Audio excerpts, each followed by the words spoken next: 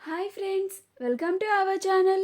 Brahmamudi serial next ఎపిసోడ్లో ఏం జరగబోతోందో ఈ వీడియోలో చూసి తెలుసుకుందాం. రాహుల్ రుద్రాణిలకు గుణపాఠం చెప్పిన స్వప్న అసలేం జరిగింది అని తెలుసుకోవడానికి ఈ వీడియోని స్కిప్ చేయకుండా ఎండ్ వరకు చూసేయండి. రాహుల్ రుద్రాణిలిద్దరూ మందు వేసిన తర్వాత కాసేపు గార్డెన్లోకి వెళ్తారు. అప్పుడు స్వప్న వీళ్ళిద్దరికీ ఒక మంచి గుణపాఠం చెప్పాలి అని రుద్రాణి రూమ్లో లాఫింగ్ గ్యాస్తో బెలూన్స్ అన్నీ ఫిల్ చేసి వదిలేస్తోంది.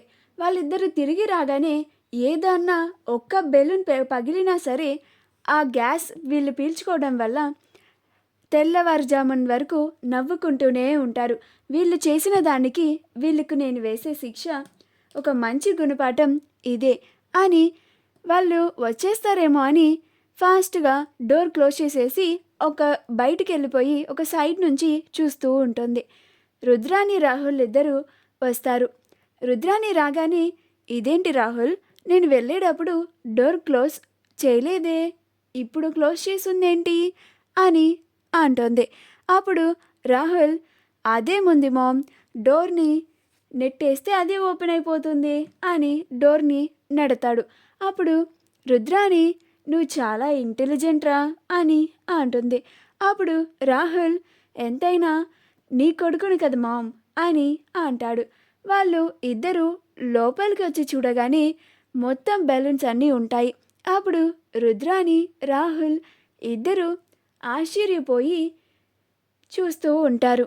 అప్పుడు రుద్రాణి, ఇదేంటి రాహుల్, నా రూమ్లో నాకు తెలియకుండా ఇన్ని బెలూన్స్ ఎక్కడి నుంచి వచ్చాయి అని అంటుంది.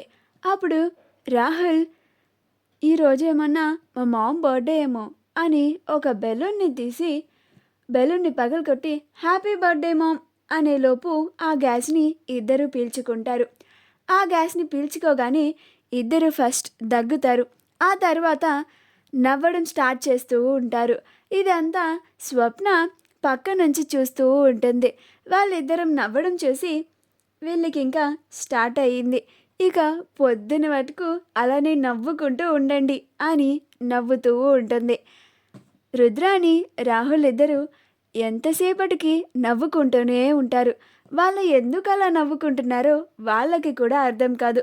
కాసేపటికి రుద్రాణి, ఇదేంటి రాహుల్, ఇలా నవ్వుతున్నామేంట్రా, ఏమైంది అసలు అని అంటోంది.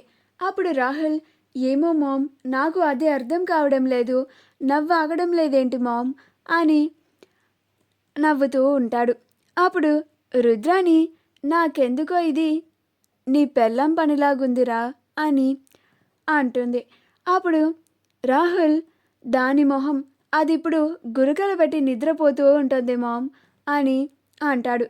అది స్వప్న విని కోపం వచ్చి, మీకిదే కరెక్ట్, మీ ఇద్దరికీ ఇలాగే అవ్వాలి, నన్నే దొంగ మొహం అంటావా, గురక పెట్టి నిద్రపోతానంటావా అని అనుకుంటూ ఉంటుంది. కాసేపటికి రుద్రాణి, అమ్మో నేను ఇంకా నవ్వలేకపోతున్నాన్రా అని ఒక పక్కన సోఫాలో పడిపోతుంది. అప్పుడు రాహుల్ కూడా, నేను కూడా మామ్ అని మంచం మీద పడిపోతాడు. అలా ఇద్దరు నవ్వుతూనే ఉంటారు. అలా తెల్లవారుజామున వరకు నవ్వుతూనే ఉంటారు. తెల్లవారుజామున అయ్యేసరికి వాళ్ళిద్దరికీ నవ్వు ఆగుతుంది. అలా వాళ్ళిద్దరి మందు తాగిన మత్తు కూడా దెబ్బకి దిగిపోతుంది. వామ్మో, ఏంటి మామ్ ఇది, అసలు ఇదెవరో కావాలని ప్లాన్డ్గా ప్లాన్ చేసి ఉంచారు మామ్ అని అంటాడు. అప్పుడు రుద్రాణి, అవునురా, నాకు అదే అనిపిస్తుంది, అదెవరో కనుక్కోవాలి అని అంటుంది. కావ్య పొద్దున్నే లేచి, నాకు చాలా పని ఉందండి, నేను ఇంకా వెళ్తాను అని అంటుంది. అప్పుడు రాజ్, వద్దు, ఎక్కడికి వెళ్ళొద్దు, నా దగ్గరే ఉండు, నాతోనే ఉండు అని అంటాడు. అప్పుడు కావ్య, ఏంటండి ఉండేది, అందరికీ నేను కాఫీ ఇవ్వాల్సిన దృశ్యం క్యాలెండర్లో కనపడినట్టు కనిపిస్తుంది నాకు, నేను వెంటనే వెళ్ళాలి అని వెళ్తూ ఉంటుంది. కావ్య వెళ్తూ ఉంటే రాజ్ కావ్య బయట పట్టుకొని ఆపుతాడు.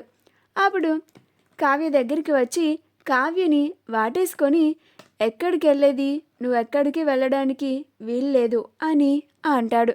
అప్పుడు కావ్య విదిలించుకొని లేదు నేను వెళ్తానండి అని అంటుంది. అప్పుడు రాజ్ ఎందుకు అని అంటాడు.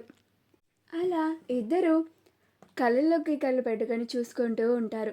అలా టైం గడిచిపోతుంది. కింద అందరూ కావ్య ఎప్పుడు వస్తుందా, ఎప్పుడు కాఫీ ఇస్తుందా అని ఎదురు చూస్తూ ఉంటారు. ఇందిరాదేవి అపర్ణ, కావ్య ఇంకా నిద్ర లేవలేదా అని అంటుంది.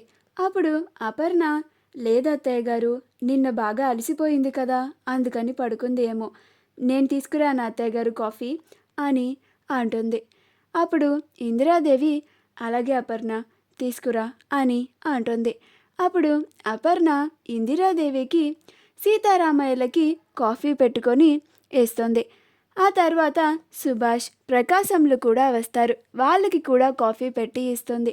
ధాన్యలక్ష్మి రాగానే ఏంటక్క ఇవాళ కాఫీ నువ్వు పెడుతున్నావు, ఆవిడ గారు ఇంకా లెగవలేదా, పొద్దున్నే లేచి అందరికీ కాఫీ ఇవ్వాలని తెలీదా అని అంటుంది.